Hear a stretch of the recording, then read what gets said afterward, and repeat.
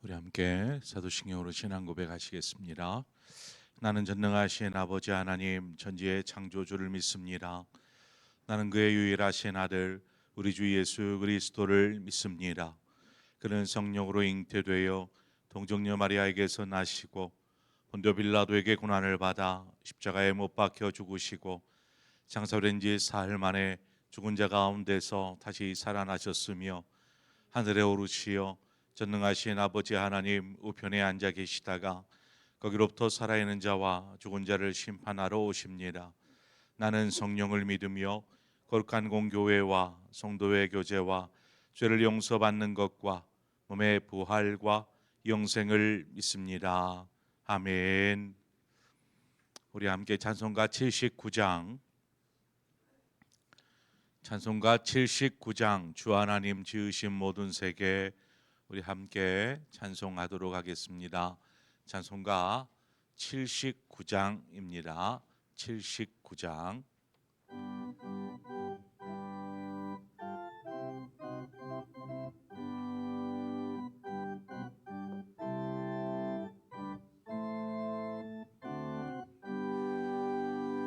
주 하나님 지으신 모든 세계 내 마음속에 그리어 볼 때 하늘의 별 울려 퍼지는 뇌서 주님의 권능 우주에 찾네. 주님의 높고 위대하심을 내 영혼이 찬양하네. 주님의 높고 위대하심을 내 영혼이 찬양하네. 숲속이나 험한 산 골짜기에서 지저귀는 저 새소리들과 고요하게 흐르는 시냇물을 주님의 솜씨 노래하도다. 주님의 높고 위대하심을 내 영혼이 찬양하네. 주님의 높고 위대하심을 내 영혼이 찬양하네. 주 하나님 독생자 아낌없이 우리를 위해 보내주셨네. 십자가에 피 흘려 죽으신 주 내 모든 죄를 대속하셨네. 주님의 높고 위대하심을 내 영혼이 찬양하네. 주님의 높고 위대하심을 내 영혼이 찬양하네. 내 주 예수 세상에 다시 올 때 저 천국으로 날 인도하리. 나 겸손히 엎드려 경배하며 영원히 주를 찬양하리라. 주님의 높고 위대하심을 내 영혼이 찬양하네. 주님의 높고 위대하심을 내 영혼이 찬양하네.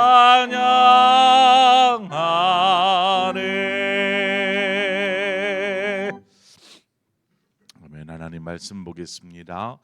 전도서 7장 19절에서 마지막 29절의 말씀입니다. 전도서 7장 19절에서 마지막 29절의 말씀을 우리 한 절씩 교독해서 보도록 하겠습니다. 지혜가 지혜자를 성읍 가운데에 있는 10명의 권력자들보다 더 능력 있게 하느니라.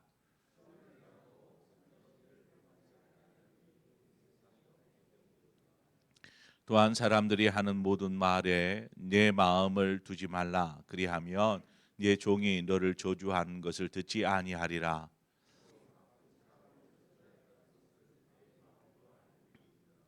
내가 이 모든 것을 지혜로 시험하며 스스로 이르기를 내가 지혜자가 되리라 하였으나 지혜가 나를 멀리하였도다.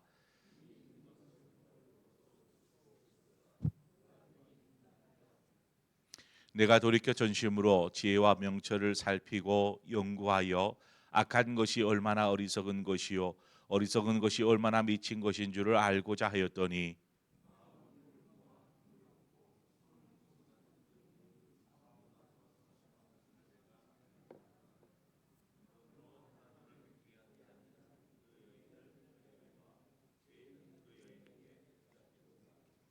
전도자가 이르되 보라 내가 낱낱이 살펴 그 이치를 연구하여 이것을 깨달았노라.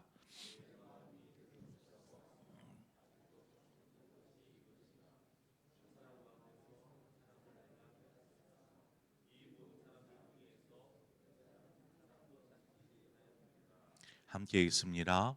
내가 깨달은 것은 오직 이것이라 곧 하나님은 사람을 정직하게 지으셨으나 사람이 많은 꾀들을 낸 것이니라. 아멘. 완전하다라는 말은 사람에게 통용되어지는 말이 아닙니다. 이 완전하다라는 것은 오직 하나님에게만 사용되어지는 완전하신 하나님은 완전하시다 이렇게 하나님에게만 사용되어지는 단어입니다. 하나님께서 사람을 창조하실 때에 완전한 존재가 아니라 불완전한 존재로 창조하셨습니다. 불완전한 존재라는 존재로 창조하신 이유가 무엇일까요? 아니 하나님이 그 완전하신 하나님이 왜 인간을 불완전한 존재로 창조하신 것일까요? 여기에서 불완전한 존재라는 것은 뭔가 기계에 나사가 하나 빠져 있는 것처럼 좀 뭔가 부족하다라는 의미가 아닙니다. 불완전한 존재로 하나님께서 인간을 창조하신 것은 인간에게 자유의지를 주셔서 스스로 선택할 수 있게 하셨다라는 것입니다. 그래서 사람이 선택할 때에 선하고 옳고 바른 것을 선택할 수도 있고 또 잘못된 선택을 할 수도 있다라는 것이죠. 자유의지가 그것입니다. 그래서 사람이 인간 스스로 어떤 것을 선택함에 따라서 옳은 결과가 주어질 수도 있고 선한 결과가 주어질 수도 있고 혹은 악한 결과가 주어질 수도 있다라는 것입니다. 이것이 바로 불완전하다라는 것이죠. 결국 아담과 하와는 자신들에게 주어진 이 자유의지로 하나님처럼 되고자 잘못된 선택을 하고 말았습니다. 하나님께서 인간을 불완전한 존재로 창조하신 또 다른 이유를 좀 살펴보자면 불완전하다라는 의미는 다르게 생각해 보면 계속 성장할 수 있다라는 의미로 해석할 수 있습니다. 아직 부족하다라는 거죠. 그래서 삶의 과정을 통해서 인간은 배우고 터득하고 그래서 차츰차츰 성숙해져 가야 한다라는 것을 말합니다. 태어날 때부터 완전하게 이것이 아니고 불완전하기 때문에 조금씩 우리가 선한 성숙한 인격을 가지는 사람으로 자라날 수 있다라는 것이죠. 또 우리가 불완전하기 때문에 하나님의 사랑과 은혜가 더 필요한 존재라고 느끼는 것입니다. 하나님의 은혜와 사랑이 없이는 우리가 살 수 없다라고 느끼는 것과 같죠. 또 불완전한 존재이기 때문에 사람과 사람과의 관계 속에서 살게 하셨습니다. 그냥 혼자서 홀로서기가 아니고 사람과 사람 사이의 관계를 통해서 서로의 부족함들을 채워가고 서로 돕고 사랑하며 그렇게 관계를 통해서 성장하도록 하였다라는 것입니다. 바로 이것이 하나님께서 인간을 완전한 존재가 아닌 불완전한 존재로 창조하신 이유들입니다. 이 같은 의미들을 우리 스스로 이렇게 하나님이 그래서 우리를 이렇게 창조하셨구나. 우리에게 이런 것들이 필요하구나. 하나님의 사랑과 은혜가 필요하고 우리가 선택할 때에도 할 수만 있거든 바른 선택을 해야 되는구나. 또 사람과 서로 돕고 또 사랑하며 그렇게 성장해 가야 하는구나. 이런 것들을 아는 것이 지혜이고 그 지혜는 얼마나 귀중하기에 세상에 다스리는 어떤 권세, 세상의 권세나 그 어떤 것과도 비교할 수가 없는 그만큼 중요한 지혜다라는 것입니다. 이것을 알지 못한 이 지혜를 가지고 있지 못한 사람들은 그저 그냥 자기 마음대로 자신에게 주어진 의지를 사용하고 뿐만 아니라 성숙해 가는 거 필요 없습니다. 나만 잘 먹고 잘 살면 되지 나만 아니면 돼 라는 생각으로 살아가게 되는 것이죠. 전도자는 이 지혜를 통해서 사람이 올바른 선택을 하고 또 선을 행할 수도 있지만 그렇다고 할지라도 완전한 의인이 될 수는 없다라고 말하고 있습니다. 바꿔 말하면 우리가 선을 행하기도 하지만 죄를 범하기도 한다라는 것입니다. 불완전하기 때문에 잘못된 선택으로 죄를 범하는 것이죠. 그런 의미에서 보면 하나님의 은혜와 사랑이 우리에게 너무나 절실히 필요한 것입니다. 어느 누구도 하나님의 은혜와 사랑 없이는 살아갈 수 없는 것이죠. 죄를 범하기 때문입니다. 이처럼 인간의 한계성이 여실히 드러나는 것이죠. 한계가 있는 존재이기 때문에 사람은 자신의 힘만으로는 바르게 설 수 없는 것입니다. 하나님이 도우셔야 되고 하나님의 은혜가 필요하고 그분의 격려가 필요하고 그분의 힘이 필요한 것입니다. 그래서 인간은 하나님을 의지하며 살아갈 수 있는 그래야만 살아갈 수 있는 존재, 그런 불완전한 존재인 것입니다. 한번 생각해 보십시다. 사람이 불완전하기에 잘못된 선택들을 하고 잘못된 행동을 하거나 혹은 엉뚱한 길로 나아가기도 합니다. 자, 그러면 사람들이 어때요? 그러한 모습들을 보면서 판단합니다. 그래서 잘못된 행동을 하는 사람들을 보면 아니 왜 그러느냐 하면서 비난하거나 조롱하거나 손가락질을 하죠. 저 사람 저런 나쁜 사람이 어디 있어 하면서 그 사람을 비난하고 정죄합니다. 그런데 그렇게 비난하는 사람, 그렇게 정죄하는 사람, 그 사람은 완전한가요? 그 사람은 완전히 선합니까? 아니에요. 그렇지 않아요. 그 사람 그 역시도 불완전하여서 죄 가운데 넘어지는 것이죠. 죄를 짓기도 하지 않습니까? 목사는 죄 안 지을까요? 죄 지어요. 남이 자신에게 손가락질하는 것은 싫어요. 다른 사람이 나를 비난하는 것은 싫지만 자신은 다른 사람에게 비웃고 조롱하기를 아무런 꺼리낌 없이 하더라는 것입니다. 왜요? 불완전한 존재이기 때문이죠. 이것은 자신을 스스로 돌아보지 않는 어리석은 사람입니다. 어리석은 사람. 그래서 주님이 뭐라고 하십니까? 마태복음 7장 1절 2절에 가보면 비판을 받지 아니하려거든 비판하지 말라. 너희가 비판하는 그 비판으로 너희가 비판을 받을 것이요 너희가 헤아리는 그 헤아림으로 너희가 헤아림을 받을 것이니라.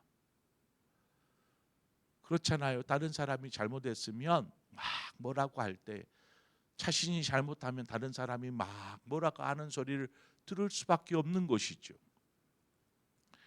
그래서 다른 사람과 관계할 때에 지혜 있는 사람의 태도는요, 그냥 막 비난하는 것이 아니라 스스로를 겸손하게 생각하는, 겸손해야 하며 또한 다른 사람에 대하여서 사랑하고 용서할 수 있는 마음을 가져야 하는 것입니다. 설령 비판할 일이 있어요. 그 사람을 문책하고 책망할 수도 있어요. 그러나 이 책망 속에는 그 사람을 어떤 비난하려는 의도가 아니라 그 사람이 바른 길을 갈 수 있도록 그곳을 걸을 수 있도록 돕는 역할을 하라는 것입니다. 불완전한 세상 가운데 살아가는 불완전한 인간은 다른 사람보다 아무리 뛰어나고 또 지혜가 많다고 할지라도 또 어떻게 보면 그렇지 않은 부분도 있어요. 그러므로 뛰어나다고 교만해서는 안 됩니다. 다른 사람보다 잘났다고 교만해서도 안 되는 것이죠. 전도서의 저자인 솔로몬, 그는 지혜의 왕이라는 말을 듣지 않습니까? 그만큼 다른 사람들과는 비교조차 할 수 없는 지혜를 가지고 있었고 어떤 그 지혜는 너무나 폭넓고 깊은 지혜였습니다. 그 지혜를 가진 사람이 솔로몬 자신이었습니다. 근데 솔로몬이 지금 이 말을 하고 있는 거예요. 솔로몬이 볼 때에 자신이 가진 다른 사람보다는 비교도 할 수만큼 뛰어난 지혜를 가진 이 솔로몬 자신도 자신에게 있어서 지혜는 너무나 넓고 너무나 깊다라고 이야기합니다. 나는 그 지혜 다 헤아릴 수조차 없다라는 것이죠. 완전한 지혜는 그래서 하나님에게만 있는 것이죠. 그래서 지혜의 근원은 하나님이신 것입니다. 지혜의 근원. 그래서 인간이 하나님을 경외하며 살아야 될 이유가 여기 있습니다. 우리가 알고 있는 지식, 지혜, 능력, 그것이 얼마나 되겠습니까? 그래서 우리는 하나님을 경외하고 하나님 앞에서 늘 겸손해야 하는 것이죠. 인간은 결코 하나님의 지혜를 다 헤아릴 수 없습니다. 그래서 이사야 선지자는 우리에게 뭐라고 하냐면 이사야 55장 8절 9절에 이는 내 생각이 너희의 생각과 다르며 내 길은 너희의 길과 다름이니라. 여호와의 말씀이니라. 하늘이 땅보다 높음 같이 내 길은 너희의 길보다 높으며 내 생각은 너희의 생각보다 높으니라. 우리가 하나님의 그 지혜, 그 하나님의 뛰어나심, 이것들에 비하면 우리는 아무것도 아니더라는 것입니다. 그러다 보니까 아무리 지혜 있는 생각이다 할지라도 그 생각이 하나님의 생각과 다를 수 있는 거죠. 인간은 결코 하나님의 지혜를 다 헤아릴 수 없습니다. 그래서 우리는 항상 하나님의 뜻을 구하는 삶을 살아야 하는 것입니다. 하나님, 우리의 얄팍한 지혜, 이 지혜로 사는 것이 아니라 하나님의 뜻을 구하는 그 지혜의 근원 되신 하나님의 뜻을 구하는 삶을 살게 하여 주옵소서. 이처럼 하나님의 뜻을 구하며 사는 것이죠. 설령 우리가 하나님의 뜻을 구한다 할지라도 하나님의 뜻을 다 알 수는 없습니다. 인간의 능력으로는. 그렇지만 우리가 해야 될 것이 하나님을 신뢰하는 것이죠. 믿음으로 순종하며 사는 것입니다. 왜요? 하나님의 생각과 우리의 생각이 다를 수 있고 하나님의 생각이 월등히 뛰어나는 것이 아니죠. 하나님은 지혜의 근원이시기에. 그래서 우리는 우리의 지혜로 사는 것이 아니라 하나님이 주시는 힘으로, 하나님이 주시는 지혜로 우리는 살아야 할 줄 믿습니다.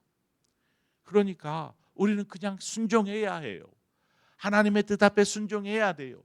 하나님은 늘 선하시기에, 완전하시기에 하나님의 그 선하신 뜻 앞에 우리는 믿음으로 순종하는 삶을 살아야 하는 것입니다. 29절은 말합니다. 내가 깨달은 것은 오직 이것이라. 곧 하나님은 사람을 정직하게 지으셨으니 사람이 많은 꾀를 낸 것이니라. 전도자인 솔로몬이 자신의 모든 지혜, 자신의 모든 능력을 동원하여서 살피고 연구하고 그렇게 해서 깨달은 것, 얼마나 귀한 것이겠어요. 사람 중에 비교할 수 없는 지혜를 가진 솔로몬이 연구해서 깨달은 지혜예요. 이 지혜 너무나 귀한 깨달음일 텐데 이 엄청난 것인 줄 알았더니 뭐예요? 하나님께서 사람을 정직하게 만드셨다라는 것이 그가 깨달은 것이다라는 겁니다. 하나님께서 사람을 정직하게 만드셨다. 이건 무엇을 말하는 것인가요? 사람을 정직하게 만들었는데 왜 사람은 악하고 선을 행하기보다는 죄를 범하는 것일까요? 자기 꾀에 자기가 넘어진다라는 말이 있습니다. 자기 꾀에 자신이 넘어진다. 그 말처럼 사람이 자신을 의지하려고 하고 자신의 생각이 옳다라고 생각하여서 행한 것이 결국 악한 일을 행하고 마는 것이죠. 스스로는 지혜롭게 했다라고 보지만 나중에 보니 이게 실패가 되거나 그것이 죄가 되거나 잘못된 그러한 경우들이 생겨나다라는 것입니다. 자, 그러면 우리가 그런 원인을 하나님 왜 사람을 이렇게 불완전하게 창조하셨나요? 이렇게 하나님 탓을 할 수 있을까요? 그럴 수 없습니다. 왜요? 하나님은 우리를 선하게 창조하셨기 때문이죠. 지금 솔로몬이 깨달은 것이 바로 이거였습니다. 하나님은 사람에게 대하여서 악하게, 잘못되게, 어긋나게 창조하지 않으셨다. 하나님은 선하고 정직하고 바르게 사람을 창조하셨다라는 것입니다. 그러나 사람 스스로가 잘못된 선택들을 하고 또 죄악된 길을 걸으며 불완전함에도 불구하고 자신을 의지하고 자신의 생각이 옳다라는 교만함 속에 이기심 속에 살아감으로 결국 이러한 죄를 계속해서 범해가는 것입니다. 그러므로 사람이 하나님 앞에서 이처럼 정직하게 선다면 하나님, 저는 그냥 교만할 뿐입니다. 저는 이기적일 뿐입니다. 저는 그냥 무지합니다. 라는 것을 인정해야 합니다. 내가 잘났고 남보다 뛰어나고 그래요. 남보다 뛰어날 수 있어요. 하지만 그것이 하나님 앞에 하나님이 보실 때에는 무지한 것이 아니겠습니까? 무능력한 것 아니겠습니까? 그러므로 우리는 그것을 인정해야 합니다. 하나님, 저는 부족한 사람입니다. 선한 것을 쫓는다고 하면서 계속 죄를 범하고 있는 사람입니다. 겸손하고 싶은데 왜 이렇게 교만한지, 남들 비판하면 안 된다라는 말을 들으면서도 돌아서면 저 사람이 왜 저런가, 사랑하는 사람들조차도 비난하고 막 뭐라고 하고 이런 삶을 사는 존재입니다 라는 것을 인정해야 합니다. 이것이 인정이 되면 우리는 하나님 앞에 겸손할 수밖에 없습니다. 그래서 하나님의 은혜와 사랑을 구해야죠. 하나님, 하나님의 은혜가 필요합니다. 나 같은 무지한 사람, 그래서 죄만을 범하는 나 같은 사람에게 하나님의 은혜가 필요합니다. 그리고 하나님의 뜻을 알려주십시오. 제가 어떻게 하면 좋을지 하나님의 뜻을 알려주십시오라고 구하는 삶을 사는 것이죠. 이것이 인간이 하나님 앞에서 할 수 있는 최선이더라는 것입니다. 최선. 스스로를 하나님 앞에 돌아보고 나의 불완전함을 고백하고 하나님, 완전하신 하나님, 제 삶을 선하게 인도해 주십시오. 설령 우리가 잘못된 길로 갈지라도 우리 애를 불쌍히 여기시고 은혜를 베풀어 주십시오. 무엇보다도 그 하나님의 은혜를 받고 살아가는 우리는 하나님 앞에서 늘 겸손하고 하나님을 경외하는 삶을 살게 하여 주십시오.